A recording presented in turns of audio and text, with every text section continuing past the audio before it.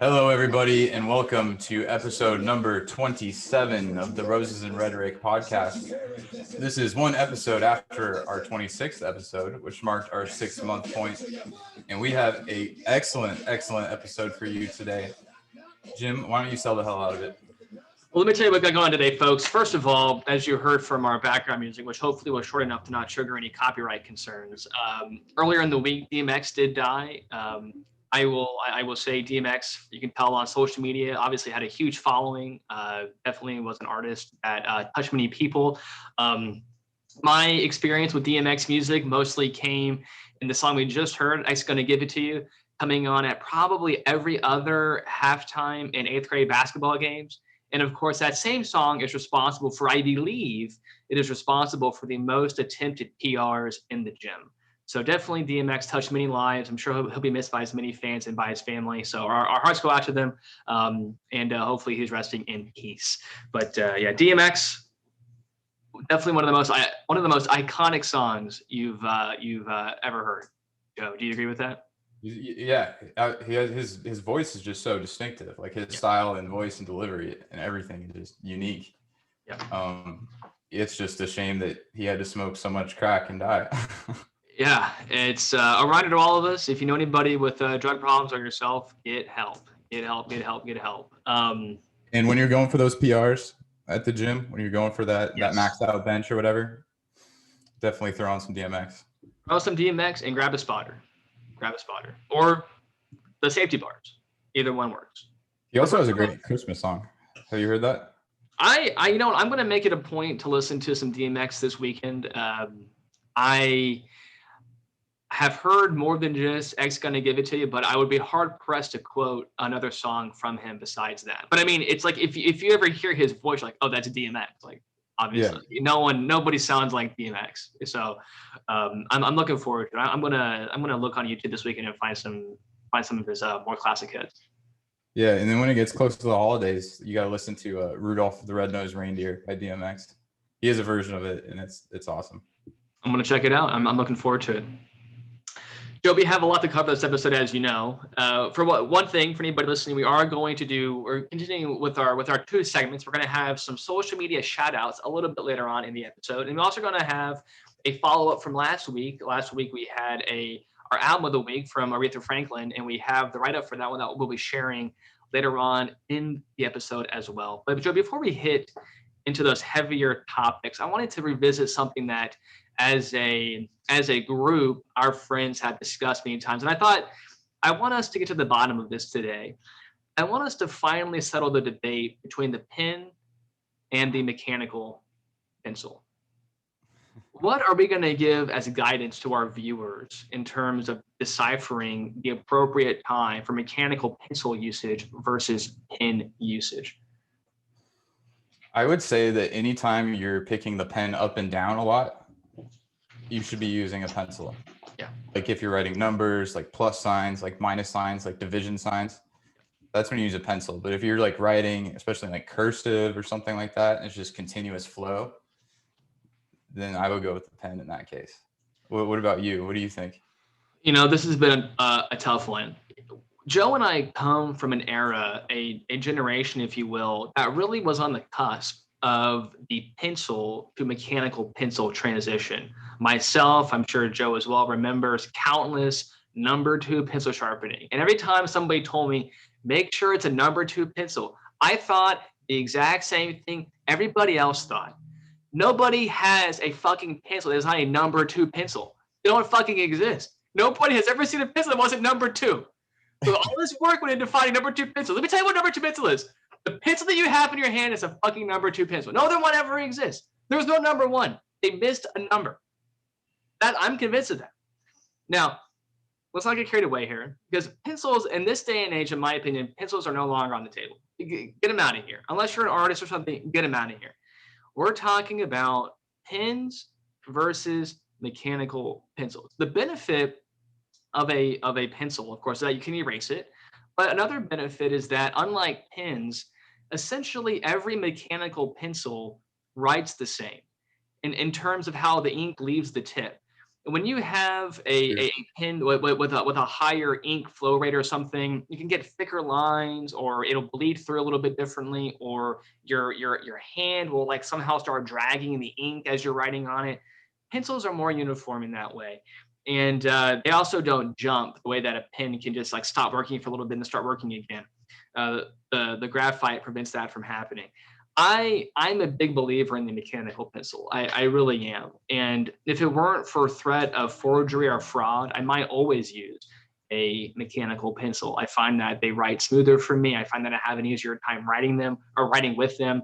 And I don't have to worry about little random globs of ink building up with certain letters that then again my hand gets in, and then I just, end up turning my whole paper into a Rorschach test. So, okay, a couple follow-up questions. First of all, what's your opinion on the erasable pens? Do you remember those? That was an absolutely complete bullshit. They never erased them all. Nobody ever had a good experience with erasable pen. It was complete bullshit. They weren't around very long, were they? No, it was complete snake oil. It was complete snake oil. It was a fraud. It was an attempt by Big Pen to take over some market from the mechanical pencil industry, and it completely failed. Nobody buys those anymore. Nobody buys them anymore. Nothing erases better than graphite off the paper. And the idea of an erasable pen was just complete propaganda. It never worked. It never worked at all. So, and of course, I bought a few, back in, what was it, 6th grade maybe, when they were around for like 6 months. But after that, it was a dog shit technology, and it no longer with us. The market at work destroying the erasable pen industry. So this is a question I get a lot. What about the size? The size of the lead? Yeah. Well, per 0.7, 0.5. Per usual, it's all about thickness. And I would say that 0.7 is really, I think, where you want to be. I'm a big believer in the 0.7. I think it's a good thickness. 0.5 is fine. Anything above or below that, you're getting into weird, niche territory. I would say stay away from that. Really, here's what you want to do. You want to put yourself in the following situation. When you're using a mechanical pencil, when you're buying a thickness, you want to ask yourself, what kind of ammunition do I have in my disposal? If you buy some random thickness and you run out of lead, who's gonna 0.28? Perfect. I keep that in my pocket. You're totally SOL.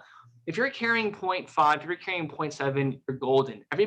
One person in the classroom or in the office will have additional 0.7, 0.5 lead for you to borrow. Which is also a benefit of the mechanical pencil. When a pen runs out of ink, it's done for. I mean, no one's actually buying these pen inserts. I mean, I suppose in some, psychotic, alternate reality, someone's buying, the pen thing to put inside. No one's doing that in the real world. People up in the ivory tower believe in that nonsense. I actually just got a pen like that off Amazon. No. It's like it's a $20 plastic one, but no. I'm saying nobody is replacing these. No one's buying. No one's buying. No. So I know that is another benefit of the mechanical pencil. If you find that really fits your hand well, you can essentially use it forever. So yeah. So to recap what you're saying that the 0.7 millimeter lead is equivalent to the 9 millimeter pistol round. Yes, it is. It's the most ubiquitous and common one that's out there. Yes, absolutely. Perfect analogy.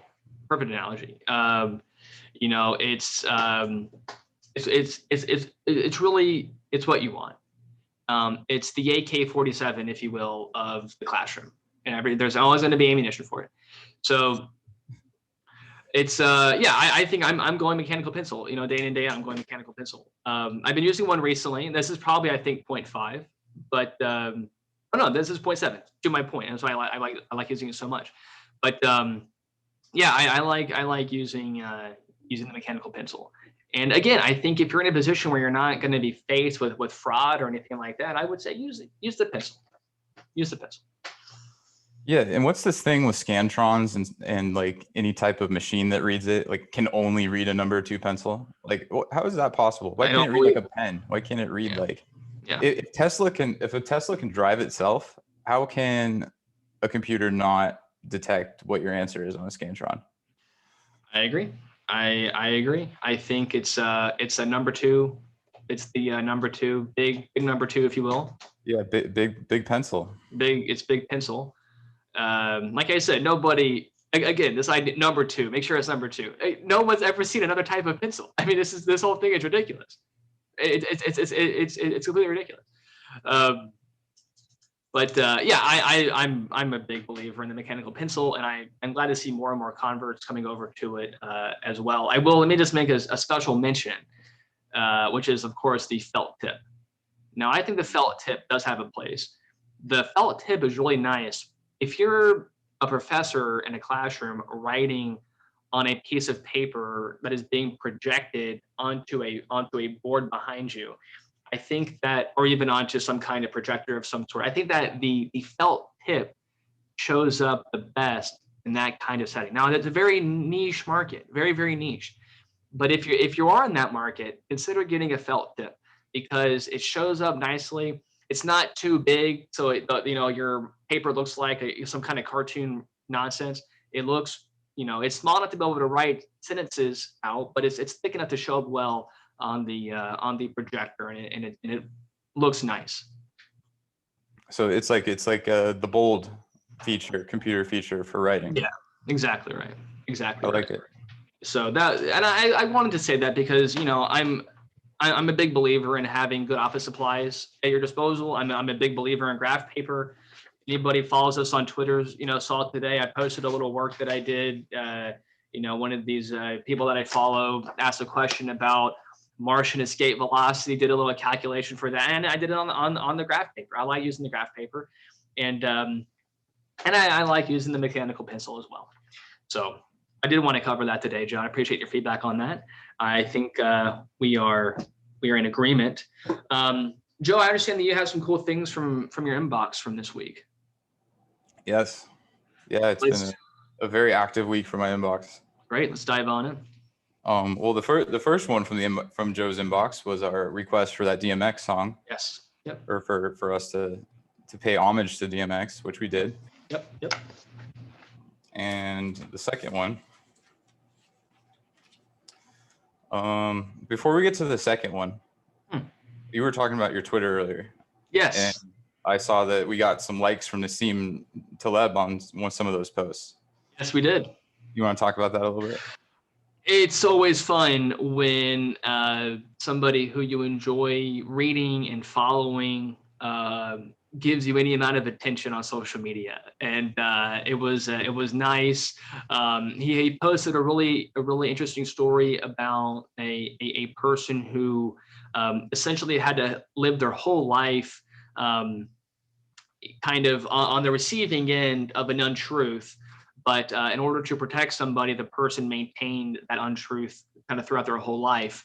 And it was a really interesting story because, and I think the point that Nassim was getting at is that oftentimes we think of heroism as being these kind of grand, elaborate moments. We think of like a movie like The Avengers where, it's the final battle and that's kind of the hero. But in real life, there's a different kind of hero, which is a person who lives every day in kind of a heroic life. And it reminded me of the takeaway message from Viktor Frankl in his book Man's Search for Meaning, which is there really is no definition of a good life. It's you have good days. You live every day trying to be a good person. That's how you accumulate a good life. In much the same way, he uses the analogy of a chess game. There is no perfect chess move. It depends on the board, depends on the game. Every move presents itself its own challenges. And so I thought that was an interesting piece that Nassim posted today with that story. And I think had a good message. I think especially now where there's a lot of big events happening. And I think it's important to focus and remember that however long and however elaborate a life or a moment or a theme feels, we're all living it one day at a time. And that's how we need to approach these things one day at a time. That's great. You were talking about the heroic quality of it earlier. Right. What would be classified as that heroic quality? In this case, it was a pretty standard, somebody in a position of strength looking after somebody that was not in a position of strength. I think it involved it somehow involved protecting either a child or somebody, somebody related to that, maybe the mother who was pregnant or something like that. It was basically, somebody. I'm going to butcher the story, but it was something to the effect of, a person disguised as a woman I'm sorry, rather a person disguised as a man was accused of getting somebody else pregnant, which of course didn't happen. But in order to protect either the child or the mother, kind of kept with the lie. So, but it was the bigger kind of definition would just be somebody in a position of strength or ability looking out for somebody else. That's a quality that Nassim gives a lot of credit in his work. Oftentimes, he describes heroism in things that he finds virtuous as, the strong looking out for the weak. That's a common theme in Nassim's work. And in this story, it involved a person doing that not just for a day or for a moment, but throughout that person's entire life. So it was the idea of looking at a lifelong commitment versus a grand moment where some kind of conflict was resolved. So I know Nassim talks a lot about economics. Does he go into ethics a lot as well? I haven't read any of his work yet. I've just followed him on social media. Yes, in fact, ethics comes up in all of his works, but the book that best describes the ethical principles that you derive from the Black Swan framework of how reality works is the notion of skin in the game. And so the thinking goes something like this: you can take all the risks you want as long as you make sure that you're the one responsible for receiving the upside, but also more importantly, the downside of that risk. That what you want to avoid doing is essentially taking having others risks. assume your risk. Yes, especially non-voluntarily. In other words, you don't want to trick somebody into taking, your downside while you retain the upside. But that would be, kind of this a deceit in a sense. Would taxes be an example of that, where you're using the collective money for different bets? Well, it was, so he certainly would think so for things like bailouts. And in fact, that was kind of one of the main points that he talks about is, it's unfair that people in, these powerful positions made these big bets. Essentially, the bets failed and then the taxpayer bailed them out. Mm-hmm. And so what Nassim says is, hey, make all the bets you want, be as risky as you want, be as leveraged as you want. That's all fine. But if you fail, you need to be paying for your own debts. You need to be paying for your own mistakes. And I think that framework makes a lot of sense. I mean, I think if you want to take on a lot of risk with the belief that you may get some big reward, certainly get the big reward. That's perfectly fine too. But there has to be the symmetry. There has to be, if you have the access to the upside, you need to have the responsibility for the downside. And so this whole framework of skin in the game it kind of grows out of this idea with Black Swans that we really know very little about the world. It's everything is about unknown risks and trying to protect ourselves from the high impact of the improbable events. And basically, the way that we navigate a world like that is when people choose to make risky bets, they need to be the ones that pay the price. Mm-hmm. So, I think that framework makes a lot of sense. I think if I go out and make a bunch of bad decisions in terms, like, let's say that I decide to use my college fund to go bet big in Vegas and I get wiped out, I think that I chose to do that. I chose to get wiped out, or chose to make that risk, and I think I should be the one to pay the price for that.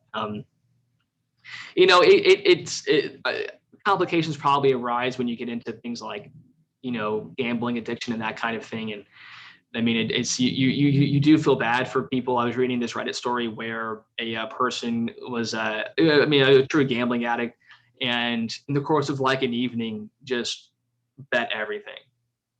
And I don't know about you. I've like maybe gambled like 5 times in my entire life. It's called all in, Jim. Yeah, exactly. Thank you. I don't even know the terminology.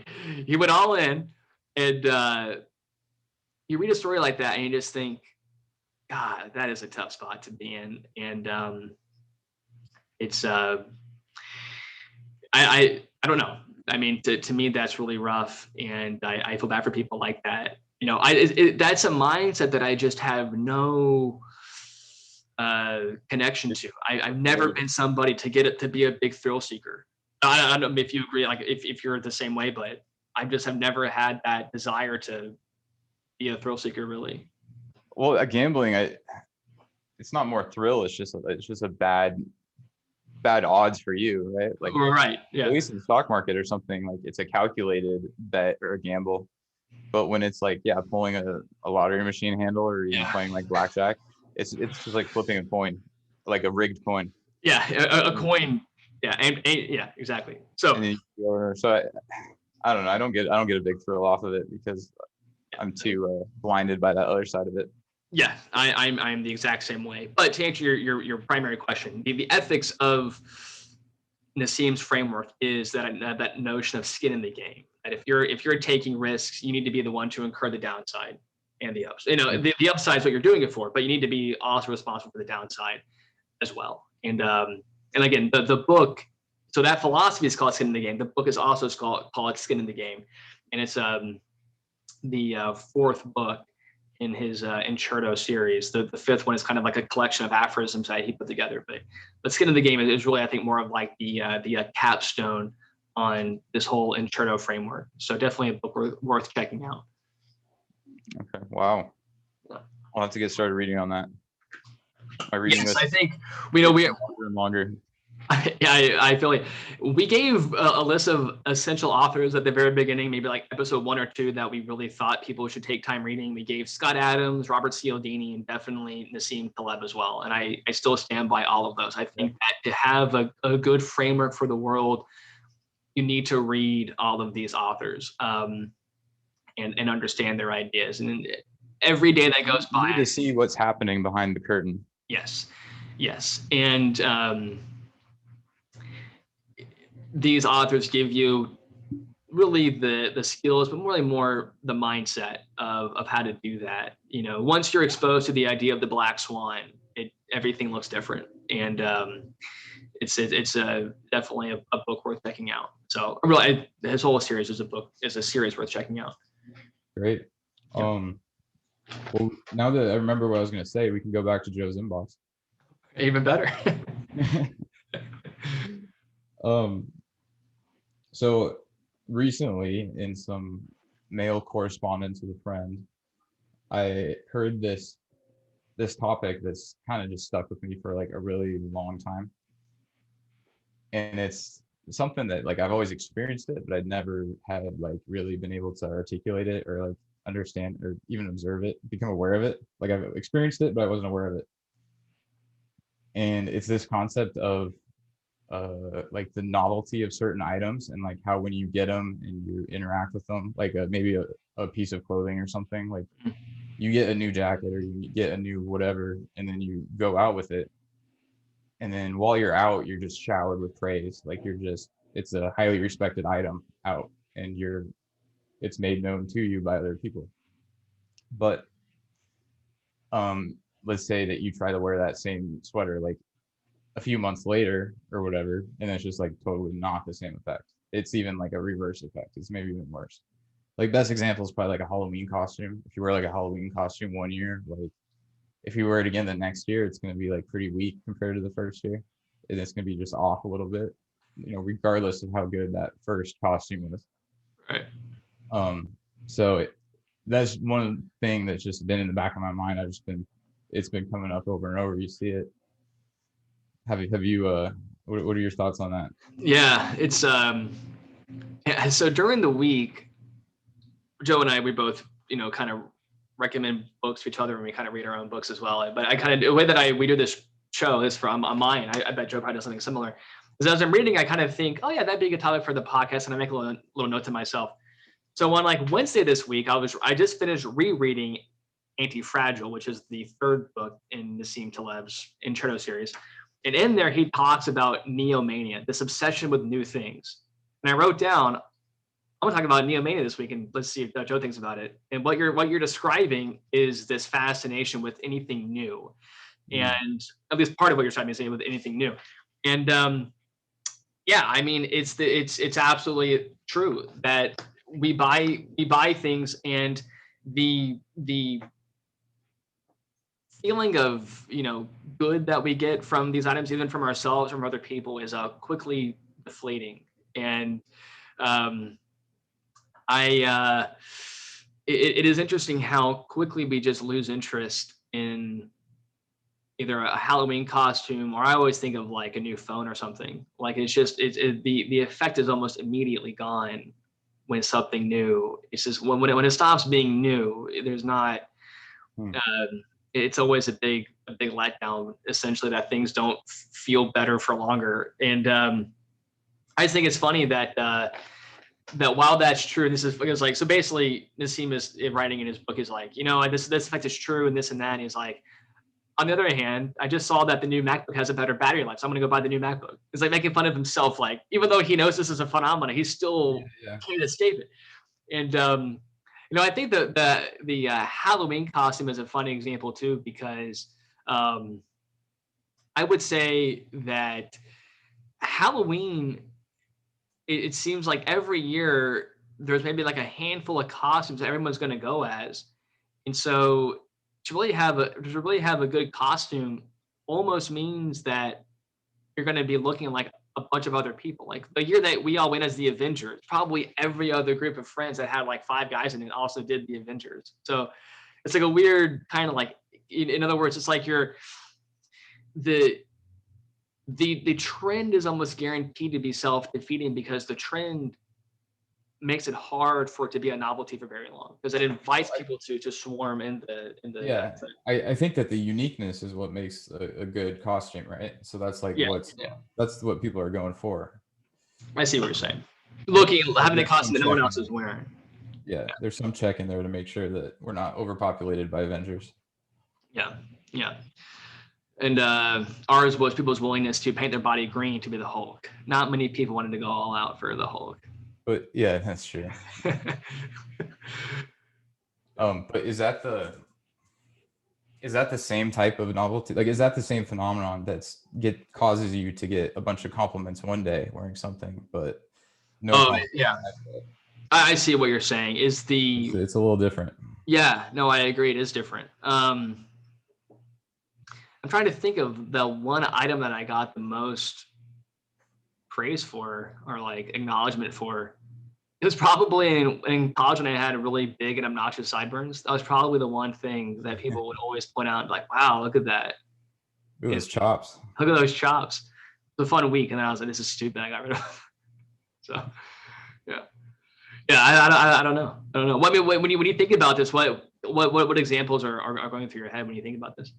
Oh, it happens like numerous times, especially if you're someone that like goes to like thrift shops for clothes, because you're like always just getting new clothes, and it's I can see how people can grow addicted to something like that, the whole thrifting process, right? Because you're tapping into this dopamine source or whatever. Okay, I see what you're saying. So you're looking at. So, but before I was confused, I was thinking the feeling that you have getting something new, but you're talking about people acknowledging. Yeah, I see. Okay. But arguably, the feeling that you have is what's causing the compliment. Yeah, I believe that argument. Yeah, no, I think that's a fair point. Actually, I take it back. You know what item I had that other people had, but for some reason really just never fully utilized? I was when I got my video iPod back in grade school, whatever it was, I got a couple of shows on it. And I remember someone came up to me and goes, you're the first person that has a video iPod that actually has a video playing on it. I was like, that's kind of funny. We're just getting it and not really fully utilizing it. But I remember feeling pretty good about that. I was like, yeah, I know I'm on the cutting edge of technology now with this little device I have. And, yeah. There's some like addiction to it. Yeah. Yeah, that is interesting. I'll have to get that on my thought process as well. I always like where Nassim goes with Neomania is that the future oftentimes looks less futuristic than we imagined it. That a lot of the high tech that we imagined existing never quite pans out. That a lot of the things that are cool, that you imagine being cool when we're older, have a hard time surviving. And that in effect, what you end up with is a future that looks a lot more like the present. When people are thinking about the future, and there's all these like funny examples of like car designs back in the day, like idea for what cars were like, and it had all these like, fancy gadgets in it and all these like buttons and everything else. And it's just like, none of that really panned out very much. So No, look at Tesla. well, now, yeah, sure. Now. Yeah. But it's just funny to think, it's the, when we imagine to be futuristic, it's often in some way also complicated. And it's the complication that makes its adaptation hard.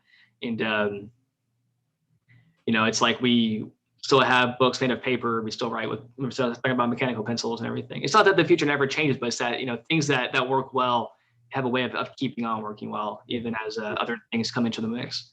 It doesn't change based on what we expect it to change to. Like it's Right. not on Right. that. Yeah.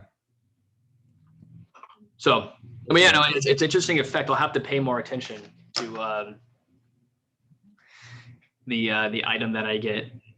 Other items I get that I get the most praise for. I was never known for being a very sharp dresser, so I'm probably at disadvantage there, but I'll have to find something else. Yeah, I mean, yeah, it's super common for like pieces of clothing or maybe piercings, depending on what you're into, Jim. But Listen, like what I do below my belt line is none of your damn business. Don't you worry about it. Yeah, that is interesting. I mean, we're probably always trying to differentiate ourselves a little bit from the crowd, right? There's probably an incentive to stand out to some degree, and maybe I mean, people even if it's like a recognize. common item, like just like a brand new like nice jacket or something, and you Yeah. wear it out, and then you get compliments, and then you just stop getting compliments at some point. Yeah, no, I don't know. It's an interesting It's phenomenon. objectively the same jacket, and Right. you're the same person as the beginning, but Nobody cares. something's different. Yeah. Yeah. I don't know. I like that one. That's a good thought. I'm wondering what was the correspondence that led you to come up to think about this? What was the letter about? Was it like describing this phenomena? Well, the letter was about a lot. Like there's a lot of topics like this one. Yeah. But this was just the one that really stuck there, Yeah. Yeah, no, I like that's something interesting. I'll have to pay attention to. The immediate response to novelty that gradually dies off as like people get more used to whatever it is that you're doing differently. Yeah, like how does it manifest in reality like that? I like that. That's a good one. I'll have to leave that one. Think about it for a little bit longer. Anything else in the inbox? No, that's all I got. Those are the heavy hitters. I mean, it's a better inbox than mine. Well, this is interesting. So I do Jim's inbox. Jim's inbox is mostly junk mail, and a lot of me unsubscribing from things that I don't remember subscribing to in the first place. Let's do real quick. Let's do our social media shout outs real quick, and then let's do our album of the week from Aretha Franklin. So real quick for our social media shout out. So we have a couple for today. The first I want to give is a person named John Lyon, and the Twitter is John Lyon Fine Art. That's kind of the heading. We'll put the actual handle below. As you can guess from the name, he does a lot of artwork. He does, I think, drawings and paintings and other stuff as well. Really good. I enjoy following him. It's always a nice kind of surprise when it's on your timeline and it's not somebody bitching about politics or something like that, but it's actually something fun to look at as a nice change of pace. And he does, the artwork in real time, or he does sped up motion and like draws real quick and the pictures at the end, which I really like as well. but it just has a really neat take on things and does a lot of stuff that ties into pop culture as well. They had a Star Wars painting up today that I really enjoyed, and a bunch of other stuff as well. If anybody follows our channel, I retweet his work frequently with the hashtag retweet art. It's usually is that the one that had the Dune themes? well, see that. Yes, but it was a Star Wars painting, but it reminded me a lot of Dune. This kind of the scenery that he did, and so I was curious if he did Dune work. I don't know if you responded to that yet, but just a lot of great work. And if anybody follows us on Twitter, you will see me retweet his work often under the hashtag retweet art. And so, but give him a follow. It's like I said, it's a nice way to clean up your timeline a little bit, something fun to look at.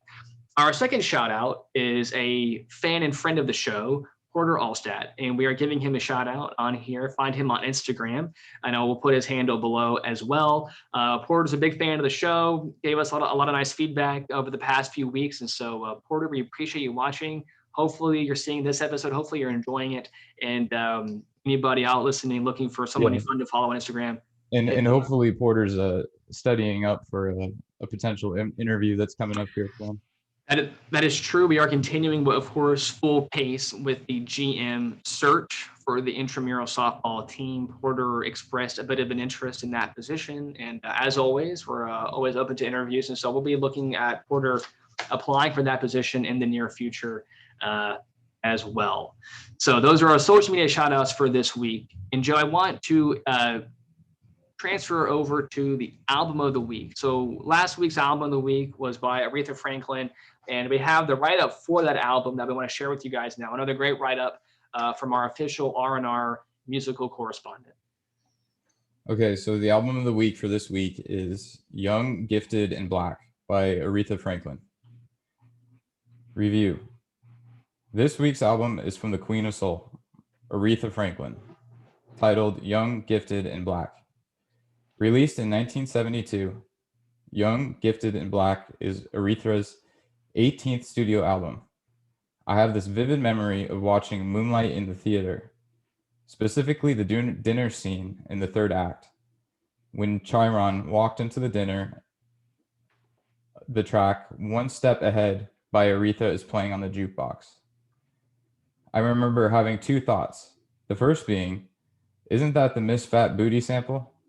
Followed by, I know virtually nothing about Aretha's songbook. What an absolute shame. So the next day, I went out and bought Young, Gifted, and Black. Side note, the track One Step Ahead is not featured on this album and was released as a single. Overall, Young, Gifted, and Black is an album that is very easy to digest. Aretha's voice is flawless, and her ability to mix the sounds of soul, gospel, rhythm, and blues, and funk so effortlessly is marvelous. Young, Gifted, and Black features 4 original tracks written by Aretha and 8 covers from various artists such as the Beatles, Elton John, Miss Nina Simone, Otis Redding, and Burt Bacharach. One of Aretha's original tracks, Daydreaming, in my opinion, is as close to perfection as a song could ever be. I would rank it near God Only Knows by the Beach Boys. Daydreaming is dripping with soul and perfectly captures the early feelings of infatuation, or rather puppy love. The electric piano, flute, and acoustic guitar create an aura of floating. Then the soft, increasing pitch of the piano on the coda allows the listener to transcend the terrestrial plane. Simply put, the track Daydreaming is magic. Realistically, this record can be enjoyed whenever you want. For the sake of offering a suggestion, I would recommend listening to Young, Gifted, and Black in the morning when you have the day off from work. An album this solid is a great way to start the day. Another great write-up from the R&R correspondent. I have seen Moonlight. How about that? It was a great write-up. And for people who haven't seen Moonlight, definitely check out Moonlight. That was a great movie. I saw that movie geez, probably 6 months ago, something like that. Watched it, here at the house, and it was a great movie. I mean, moving, powerful, all that stuff. I mean, just a great film. And I did listen to, I think the title song, "Young, Gifted, and Black," for this, and it's a great song. I mean, obviously, of course, she's a legend, so you expect that, but definitely a great song, great album. And as always, we'll be putting all of the information below. You'll find it. We try to find songs where people can listen on YouTube, but of course, we also include the Amazon link for anybody who wants to buy it, and then also, if we can find it too, the Spotify link. So really, whatever mode of listening you have available to you, hopefully you can find these albums of the week and a listening format that is suitable for wherever or whenever you need to listen to these songs. But definitely do check them out. And another great pick and another great album for this week. I just want to add that it's funny that this is the first time I'm reading this review, actually. That the suggested pairing of this album was during the day when you're starting your day when you don't have work, and that's exactly what I did yesterday. Was that exact recipe, and so therefore I can attest that that is a perfect recommendation. And to remind the listeners, one of Joe's goals is to collect enough of these taste recommendations for the song to piece together a whole day, kind of an album of the week day. A whole life. A whole life. So now you have the morning figured out. You have your morning song ready to go. Yeah, that's the goal. Like, I was just walking around the streets of Portland, got a little bit of sun the other day and no work. I just walked around playing this, and it was an excellent day. You know what thing I would have underestimated in my early 20s living in Tucson versus now being a little bit older and living in Houston, Texas, is the impact of weather and climate on attitude. When it is a sunny day, I am a different person than when it is cloudy. Without exception. I mean, without exception, I am in a better mood. I'm nicer. I'm more excited for the day. I mean, it's just it makes such a big difference, the weather outside. And when I have guessed, like 20-year-old me, that's the thing that I would have like made fun of and been like, oh, that's just stupid and not real. And as I'm like 30 now, I'm like, definitely true. So you're not 30. 29 folks, 29. I'll be here forever. I was just thinking about that just because, again, like looking out right now the window, it's a great day, and it makes a big difference. And it's nice having those pairings, for good days, because way to get your morning off to the right start. So that's right. That's like today. I had a little bit later of a start. So I threw on the Miles Davis, like right at the break of like 12 p.m. or whatever. And it got things moving. It got things going. It was very pleasant. Very pleasant. Again, another great write-up from our correspondent, and we'll get that posted, and everybody can take a look at it. But yeah, check out the album "Young, Gifted, and Black" by Aretha Franklin. A good album, and also check out Moonlight, a great movie. Very good. I wanted to talk, Joe, about a theme that came up today. Not today. Came up this week.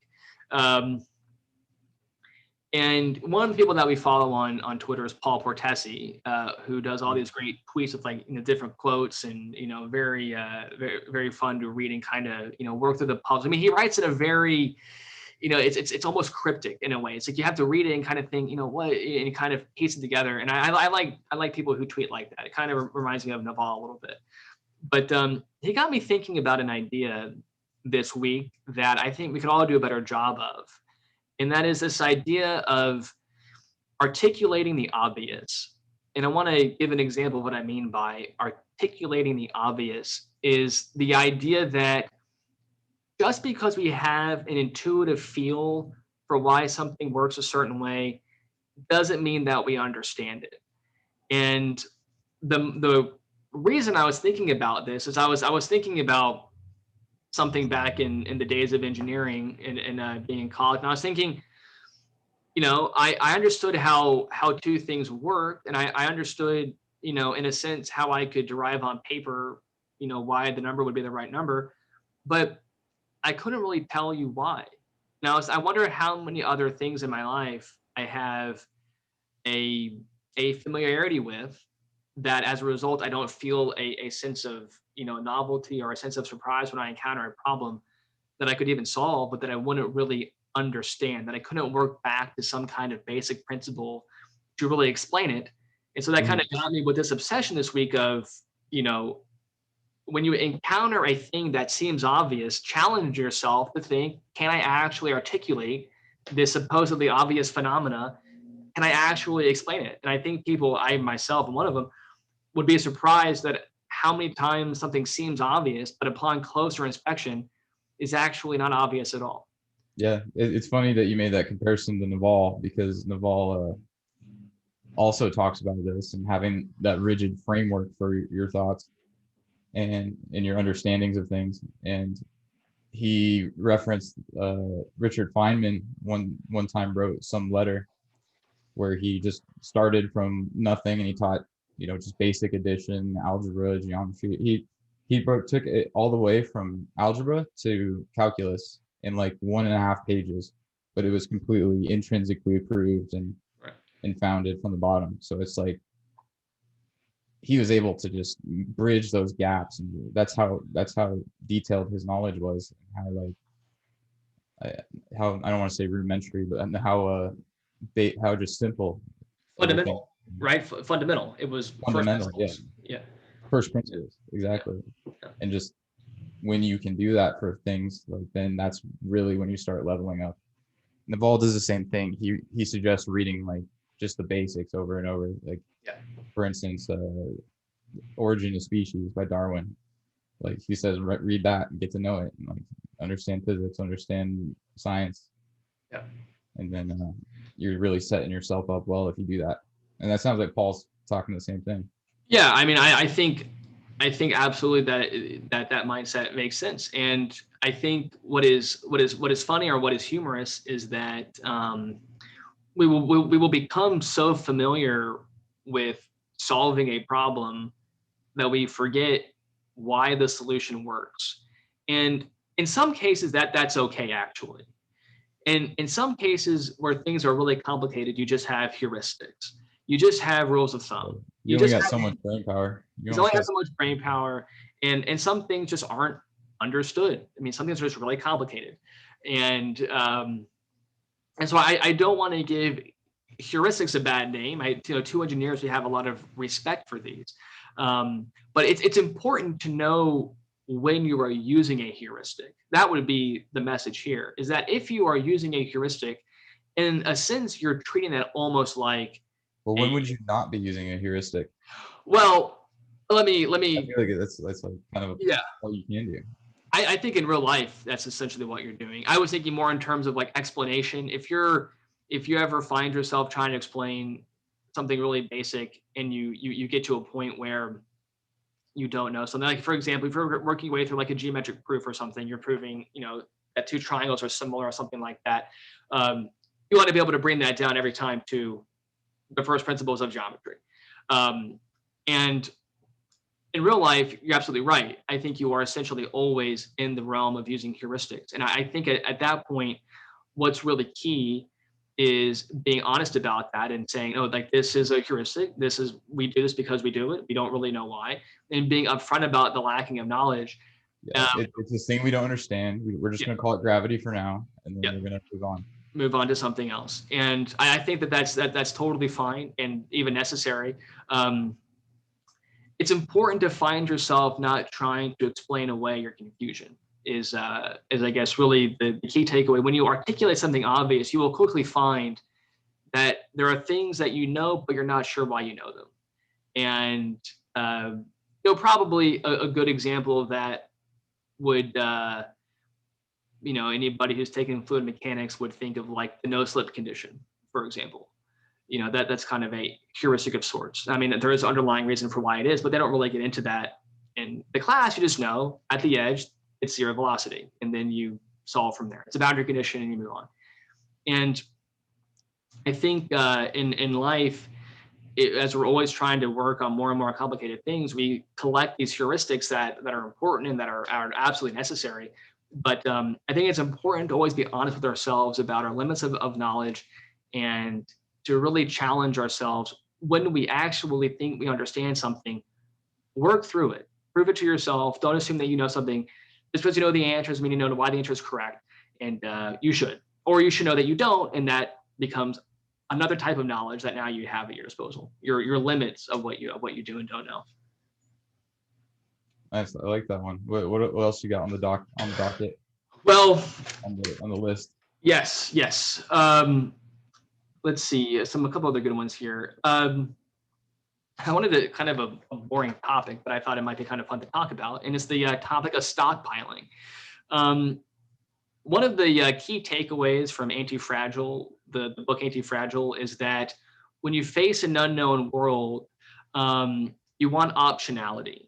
And the basis behind an option is that an option allows you to make a decision after some event has taken place, as opposed to having to predict what event will take place, in which case you're in the realm of prediction, which is hard to do because it's a very complicated world out there, and as a result, hard to predict. And so one kind of simple thing that you can do if you want to figure out how to increase optionality in life is to do a little bit of stockpiling. It's like play action, right? Or like the option, like an option pass. And exactly. Yes, exactly like that. Why does the option, why is that a good move in offense? And it's because, well, you don't have to know what the defense is going to do. You can call the play and then see what the defense does, and then make a decision after the fact. And so the whole idea with optionality is that it transports the decision-making moment until after the information is received. So it turns a prediction problem into a rational problem, in the sense that if you're playing quarterback, rather than guessing if they're going to blitz, you can call the play, see the blitz, and then go for the pass. I don't play football. Hopefully that's what you do when you play football. I guess I don't really know. But in any event, you don't have to predict, you can respond. And in general, you would rather respond than predict because it's because you can't predict the future. You can't predict the future.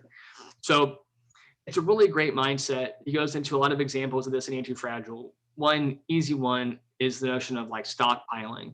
And just to give an example of something that you could do for stockpiling would be something like not letting your gas tank get super low. I don't know if I've done this before. I know people who do this way worse than I do, but like they only fill up when like the light goes on, and it's like, like it's just so much stress. Like, don't do that. Because if you're ever in a position where you're out of gas, then all the things you could do without gas are now no longer on the table. You have to go get it. Versus if you always have gas in your car, you have more options to pick from. And so that's just kind of a really simple example. But the idea with stockpiling is having a little bit more than you need, so that you're never really pressed, that you always have the option of choosing between doing or not doing something. But really the big takeaway would be the idea of option, trying to increase the optionality in your life through various means. Stockpiling is one way of doing that, but there are definitely others. But option. I like that gas tank metaphor that you made. Well, how many times? I mean, look, we've all done it. I mean, we've all been in the car of like, oh, I'll get it tomorrow. Even though you're driving by, 10 stations on the way home, you could easily fill up. I'll do it later. Yeah, I always push it to the light comes on. My mom, who has ran out of gas multiple times, still does it. It's like, well, you've even experienced why this isn't good options. But it's a bad habit to fall into because you don't want to be stuck. You don't want to find yourself. I live in Houston, so traffic in Houston can turn on a dime. And, you don't want to be on the highway stuck in traffic with your light on, trying to do the bullshit. Oh, the light comes on when I have this many miles, so really I'm fine. Every day, tell yourself this. Eventually, you will run out of gas. I promise you. That's a good example. And an easy thing to do that increases a little bit of optionality in your life. Another one that I've been doing. Real quick. That's a bad habit for the gas pump. A good habit for the gas pump is if you're serious about saving money, the best thing to do is pre-plan how much you're going to spend each time, and then just spend the exact amount. Like say, I'm going to get $25 every time I fill up with gas, and you just do that repeatedly. Nice. You're effectively dollar cost averaging your gas in your car, and it's going to be the best deal that you can get. You're going to save the most money doing that. I like it. I like that. And $25 of gas is going to be enough for because of the fluctuating prices. Yeah. No, I like it. I like that. That one's good. I was going to say, one thing that I do now when I go to the either to the grocery store or if I'm ever buying anything like deodorant, I never just buy one stick of deodorant. I just buy two. And not every time, but usually I'll just buy two because if I ever am in a place where I need deodorant, I want to already have it and not need it and have to go buy it. So there's little examples like that in life that just. But the deodorant, it's a slow coming disaster though. Like you can see it coming for a while. Like you start getting scraped. You start getting scraped. But what I always fall into is the habit of thinking that I have an extra bar, and then I go, oh, let me go grab one, and then there's just nothing there. I'm like, exactly. What did I do? Yeah. My armpit's bleeding from like rubbing myself with the plastic thing. I'm like, let me just grab another bar. Nothing. Then I gotta sneak into my wife's bathroom, use her little Dove thing, and that doesn't even work, and it's just putting on this garbage. Oh, then you have to smell like a girl all day. Oh, it's so terrible stuff. So I do that with like toothpaste, deodorant, the little mechanical, the little electric toothbrush heads. I make sure I always have an extra one of those, just in case, as I know one day it's gonna come. I'm like, oh, I have one. Nothing. I have nothing there. So redundant spare. I remember Adam Carolla would talk about that with like fingernail clippers. He's like, yeah, they're only 99 cents a piece. So just buy the whole box next time you're there, and you'll never have to worry about them again in your life. Never. I bought my brother makes fun of me. He praises me to this day. I bought a box of 60 Bic medium pens freshman year of college. A box of 60 for like probably $5. And that box carried me through 4 years of college. Yeah. It was just the perfect investment. $5. And I was never out of a pen. I would just, if I ever wanted to put a pen in my back, I would just grab dump a handful of pens in my backpack. I mean, I was just always with pens. I was just pulling them out like Boba Fett. I mean, it was ridiculous. So things like that, a little bit of optionality, a little bit of stockpiling goes a long way. And you never know. I mean, really, the whole point of stockpiling is that you have a fixed price. But if you're in a position where that payoff is really big for some reason, then you have a lot of room for upside. And so, that's kind of the idea with options in general, is that you spend a little bit of money for the default price, and hopefully either nothing really happens and you only lost a little bit of money, it's not that bad of a hit, or you have a huge payout. And so with the pens, it was $5 up front, minimum payout, a whole bunch of upside. If I was ever taking a test and my pen ran out of ink, boom, pull out that other pen. Always ready to go. Yeah, Jim, but what if you had gotten the 0.5 millimeter pencils instead of the 0.7? That would hurt your return ROI, wouldn't it? I mean, I think with the 0.5 you're still okay, because you're gonna have other people with 0.5s. But if you want one of those like Bizarro sizes, like the really big ones, like the 0.9, you're done for it. 0.9 is just no one's carrying 0.9. So yeah, I agree. You definitely want to, when you're buying supplies, buy supplies that are actually useful and not something silly like an erasable pen. You don't need to be buying that. That's a waste of money. So yeah, I couldn't agree more.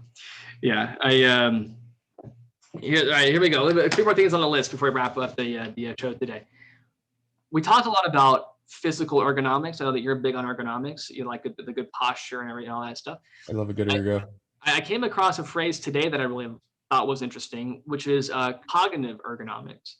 This idea that we create things that are beneficial to us mentally in the way that a chair is good posture. It's, I haven't read too much about this, but from what I gather so far, it's kind of the idea of how do we present data and information to people in a way that is easily interacted with, as opposed to like something really complicated. Like, and I always think of like Excel spreadsheets. Anybody who's seen a good Excel spreadsheet that's laid out well, easy to follow, easy to understand. I don't know if this is actually what they're talking about, but I would imagine this is similar to what they mean when they talk about cognitive ergonomics. That was probably a good fit, versus when you're having to like follow numbers all over and everything is the same font and there's no coloring. It's just a sea of numbers, like the matrix raining down. Or like website design, like how you navigate through websites. Yes. Yeah, website design. Oh, man, there are some dog shit websites out there. I always think, back with. Wait, do you want to tell them a website out there that's not dog shit? Well, they want to check out our website, www.rosesandrhetoric.com, which is a very clean layout, and all of our information up there. Not only do we include posts from here, but we also the YouTube links, but we also include Spotify and other podcast links. So, however you want to listen to the show, find it on the website, www.rosesandrhetoric.com. Also on that site, we have some writing pieces that Joe and I have put together over the past 6 months that are on there as well. So be sure to check those out also. A lot of fun. And I'd say this site is pretty ergonomically. I think it is. Yes, I think it definitely is. What got me thinking about this is that we talk a lot about, Robert Cialdini and his work, and a lot of talk about how people are easily confused and easily led into bad modes of thinking, whether it be from marketing or just from other kind of social effects that, humans can fall prey to cognitive dissonance very easily. And I remember mentioning this earlier in an episode, but there are people who study ways of productively, positively taking advantage of some of these pre-built networks in our head. And an example of one that I couldn't give a great example of, but just kind of laying the table for this a little bit, is that humans, I know, are good at pattern recognition. Mm-hmm. And so if you can transform a problem into a way where we can make use of that circuitry in our head, that it's easier for us to work with. But I'm fascinated by the idea of, rather than looking at, whatever things we perceive of as limitations, figuring out if that is some kind of efficiency, how can we present data to us that takes advantage of that efficiency in order to make it not a hindrance, but actually a benefit, that we have these, these pre-structured neural circuits. Yeah, the first thing that comes to mind is systems versus goals, right? Yeah. Like, it's just using some innate piece of the brain that forces success. Like, if you can turn yourself into a pattern machine doing the same thing over and over, eventually whatever you want is going to get done. It's going to get the time it needs. It's going to, most importantly, stay in your routine. Yes. And you have a lot better chance at figuring it out, like you said. Yep, I think systems over goals is a great one. People that, look at different ways of working, is it better to give, kind of a little bit of effort every day, or it's better to do a lot of work at once and take a break, and then do a lot of work at once and take a break? There's different thinking on that. But the one that I always like that's funny is, I mentioned this in an early episode as well, but tying it back in with this idea of ergonomics is this idea that because humans are social creatures, we have this instinct to catch people who are cheating. Like we have a really good eye for cheating. And we're a bunch of tattletales. Yeah, exactly. We're a bunch of tattletales.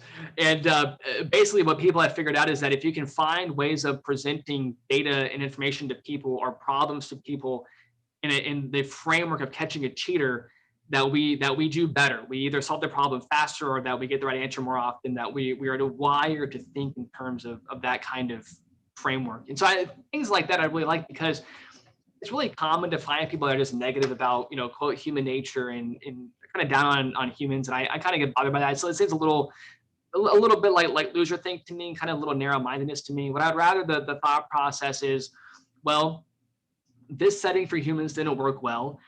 How can we find a better setting? How can we change either the way the data is presented, or whether do we do the analysis to make the human mind better equipped for whatever job is at stake? I would rather that be the conversation. Yes, exactly right. And this is a big topic in people that do error analysis. The idea of, it's a human error, and the idea is like, well, why was it human error? Why did the person make the mistake? Like, let's not stop looking there. Let's dig deeper. Mm-hmm. The pilot did the wrong thing. Well, why did the pilot do the wrong thing? Let's dig a little bit deeper to figure out, how we can make people next time better prepared or better equipped for whatever situation they're encountering. Yeah. We're not going to change the human anytime soon, so let's figure out how to use what we got.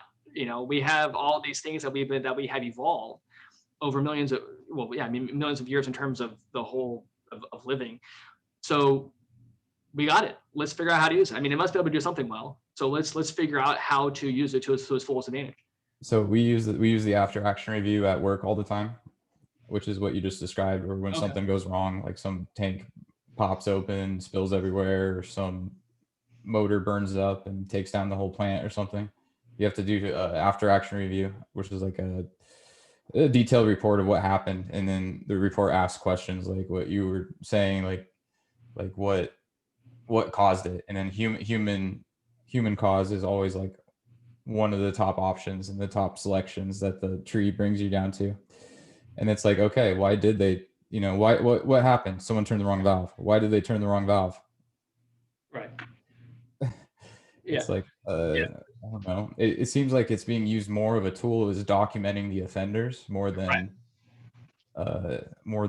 Fixing the a problem. tool for fixing the problem. But I mean, like that's a tough problem to solve. Like why did person X not turn valve Y? Yeah. Like sometimes, yeah, it might not be labeled properly, but there's always going to be a little bit of that human error in there.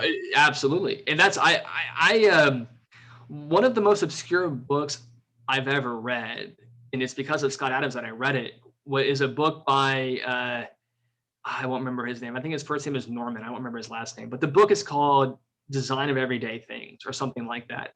And it's a book that just covers good design principles. And the whole point of the book is that to the best of our ability, we ought to make things that are not just easy to use, but are intuitive to use. That when we pick up a tool or some kind of item to use, we got to really know how to use it right away. That we shouldn't really have to need to rely on a user manual or anything like that. Obviously, that's a hard bar to reach in every setting. But as an ideal, it's interesting that there are design principles you can use to make things simpler. And I agree with you. I mean, there is going to be the element of, well, that person really did just make a mistake. That's why the problem happened. But I do think as people, really all of us are probably designing something in our lives or constructing something in our lives. But taking that extra step of trying to find and study good design principles, it's a really easy book to read. I recommend it. But it's just it's the idea that you can actually take something that seems abstract like design and say, no, actually, there are some things we can do that really do help. We can actually design things in a way that make them easier to use. It isn't just purely abstract, but there is a framework that we can use for making good things. I think it's a powerful idea. That's the comparison that's being made between the Android and Apple products, right? Like Right. Apple is priding themselves on the user experience, and they typically have better hardware, and they usually get it first. But Samsung just objectively, I would argue, has like kind of the second-hand technology. Yeah. It's but there's always still those dedicated fans though, even though it's clunkier. What's going on with that? Why are we there's a great interview with Peter Thiel. He's talking with somebody at the Hoover Institute, and they're talking about branding and brand loyalty, which is what you're describing. Is this kind of this idea of like, oh, I'm a Samsung user, I use Samsung. And Peter Thiel was like, branding is real, it exists, but I can't explain it. I really don't know why people get attached to brands. And and of course, if Peter can't take it on, who would I be to take it on? But I mean, it is funny that these things become a part of our identity. I mean, think of like the Ford versus Chevy debate. I mean, this is like, there's like bloodlines over this. I mean, people with this, like the whole family is like, no, we drive Ford in this household, or no, we drive Chevy here. I mean, it's a funny thing to identify with, but it definitely happens, and we've all experienced it. And it's like a team. I don't know. It is like a team. It's just like a team. It's just like a team. But back to the iPhone. I mean, look, if you gave anybody an iPhone, everybody would know how to use it. And first of all, there's only one button. So what could you do? There's no way to do it wrong. I mean, and of course, Steve Jobs, he really prided himself on this, form and function mindset that he brought to Apple, of course, and was legendary for that reason. But I mean, it's something that we've all experienced bad design. The example in the book that he always gives is when you approach a door and you don't know if it's push or pull, and you just crash into it like an idiot. And he's like, that's not your fault. Like unless the door says you have to A/B test your way through it. Everything is, trial and error. And it's just, that's just the door was designed poorly. That's why you crashed into it. And there's other examples of that as well. But I mean, I think, it's something that we should all pay attention to when we encounter bad design, when we're doing it on our own, when we're making something. Is what I'm doing easy to use? Is it enjoyable? Is it whatever? I mean, these are all questions that we can ask ourselves and work through in a somewhat systematic fashion. And that was one of those books that, again, was a really obscure topic. It's not the most obscure book that I've read, but it was pretty close. And sure enough, really enjoyed it when I was out. I was like, you know what, that was a book that was worth reading. Yeah. I'm glad you summed it up for me, so I don't have to read it now. But I just know what the principle was worth. The book actually gives like things you can do. I don't remember what they are. I have to go back and reread it.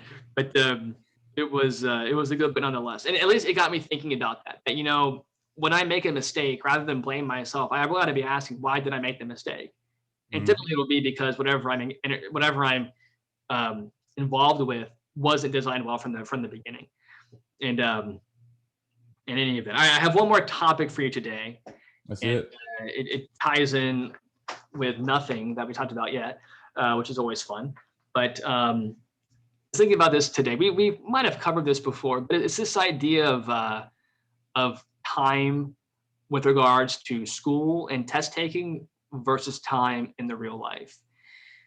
I don't know about you, but I've never had like a bizarro deadline of like an hour to get the answer for something in real life. Whereas in school, that's like the whole framework. Every test is essentially, this time test of getting to the right answer. And I would say that in real life, it's more about not so much the time that it takes, but the know-how, actually knowing how to solve the problem that you're encountering with. That it's more about, because on a test, it's usually pretty obvious what you're supposed to do. Like word problems are usually set up in a way to be fairly, intuitive of what you're trying to approach. But you're tested on, how much can you finish in the allotted time period. In real life, I think it's more abstract, and usually what you're there to figure out is how to solve the problem and then to solve it as well. In schooling, it's usually just the latter part. And that time frame is always arbitrary and bizarre. But do you agree with that assessment that this idea of like 1 hour time limit for a test is really not a good metric for what it's like to actually be out in the quote real world as opposed to in a classroom? Yeah, it's preparing for you for something different. Yeah. Right. Like it's preparing you for how to deal with anxiety. Controlled anxiety that's put on you over and over again. Yeah. And I don't think it's like the real world.